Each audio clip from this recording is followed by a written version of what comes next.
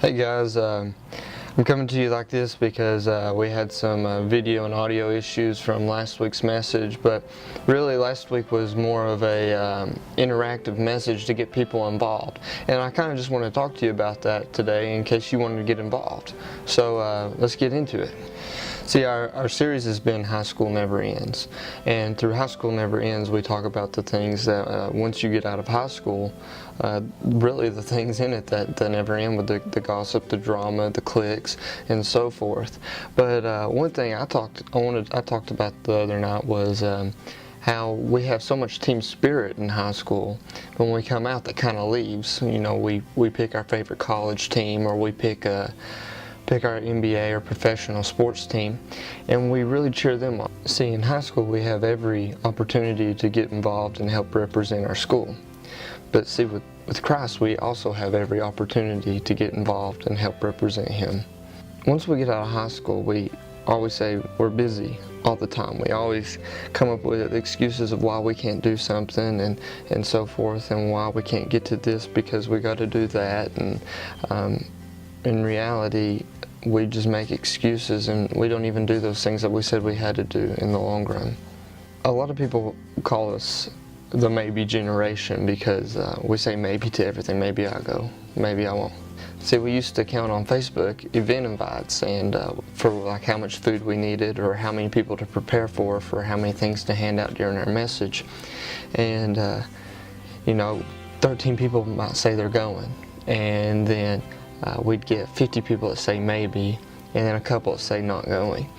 And so we'd prepare for maybe about 15 people, and then 45 people show up, and we're like, what just happened?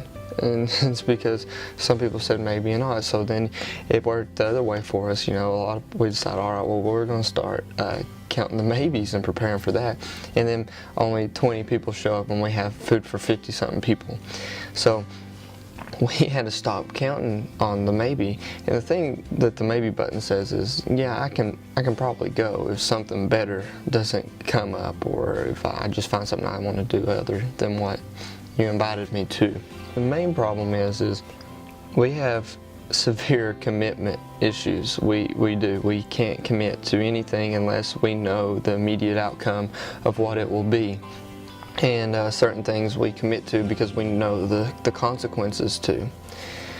And like for example, if you don't commit to school, you're not going to get your diploma. If you don't work, you're not going to get your paycheck. If you don't commit to your wife or your husband, you're not going to have one. See, life is all about commitment with a ring. That's why we get married, you know, and we put a ring on saying, this is the person I commit my life to. This is where I'm going to stay. And we have trouble putting a ring on with Christ. We have a problem with putting it on. See, if I was married and I go out and I decide to put my ring in my pocket while I go out, why would I do that? Like, that's immediately like saying I have a commitment issue because I don't want people to know I'm committed to somebody. And see, when we come to church a lot, we put on our ring. You know, we put on our ring and we say, yeah, God, I'm with you. But when we go back out on Monday through Saturday, we typically take the ring off and put it back in our pocket. I kind of think like one of God's favorite songs is Beyonce's "Should Have Put a Ring on It," and I see Him when we get up to heaven being like, well, if you love me, then you should have put a ring on it and committed to me, you know, because you never know what God's going to say to you when you get to heaven, when He sees all that you've ever done. And are you going to have some things on there that are good?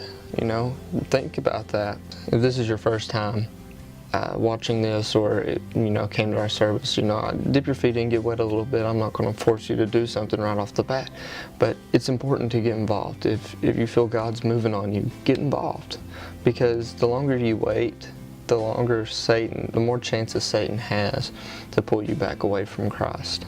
Ephesians chapter 5 verses 1 and 2 says, "Therefore be imitators of God as beloved children, and walk in love as Christ loved us and gave Himself up for us, a fragrant offering and sacrifice to God. You know, there was a story I heard of this pastor. They had a son, and they were at a church service one night, and they were sitting in the seat, and he said his son always copied every single thing he did. And from copying, if he burped, he burped. If he went outside, he went outside. If he pulled his pants up, he pulled his pants up. He copied everything he did. And they were sitting in church, and the music was playing, and the pastor began to raise his hands and worship, and then his wife nudged him, and she said, look. And they looked over at their son, and he's sitting there raising his hands up. And, you know, they got a good laugh out of it, but then they realized, you know, this is how we're supposed to be when we're following with Christ. See what I'm saying? And it brought me back to Ephesians chapter 5, verses 1 and 2. It says, therefore be imitators of God as beloved children. And I just thought that was so neat, because we got to be like God. We got to be like Christ when He was here, and act like Him, and try our best to live a life like He did. We got to be ready. We all got a talent, and we all got a gift. Peyton Manning from the Broncos, he's a gifted quarterback, and he plays, and he gets paid to go out there and throw the ball and do the plays that they practiced. See, I think of church as, you know, our practice field. We go and we get our plays. See, when Peyton is at practice, he doesn't just take everything in, and then when the game comes and they go to huddle and they say, this is the play we're going to run, and then they say break, and they all run back to the bench. That wouldn't be very effective, would it? And it wouldn't be fun to watch, and it wouldn't be very productive. And see, the thing is, that's what we do with Christianity. We go to church on Sunday, we get pumped up, we practice, and then Monday comes, and then we run back to the bench. 1 Peter chapter 4 verses 10 says, as each has received a gift, use it to serve one another as good stewards of God's varied grace. We all have a gift, and not everybody's gift is going to be speaking and preaching and so forth. Maybe your gift is to lead a Bible study. Maybe your gift is to just be somebody's helping hand. Maybe it goes beyond that, and you're good at praying for people. Only you know what it is that you feel called to do, and what you're good at, and what you enjoy to do. And that's why this verse is so important. It says, we have each received a gift, use it to serve one another as good stewards of God's varied grace. And it leads me to this, and I'm closing. You never know when your last day will be, and that's why it's so important to start now on whatever it is you feel God's called you to. Because you could, I mean, God forbid, but something terrible could happen to you tomorrow and you not make it. And when you get up there, are you going to be satisfied with what is being read in front of you? See, I believe God has called you more than to just sit in your seat and do nothing. See, we got to stop being consumers when we go to church and just take. We got to start being contributors and going out and spreading God's word and just being a light in that dark room. And I believe that you can do that. I've been reading this book called Not a Fan, and I think it really ties into this message, because we got to stop being fans of God. When we're a fan, we go into church and we cheer God on, and we're like, yeah, God rocks, and then the week comes and we forget about it. We got to start being a follower. A follower is there, in and out, thick through the mud, no matter what happens.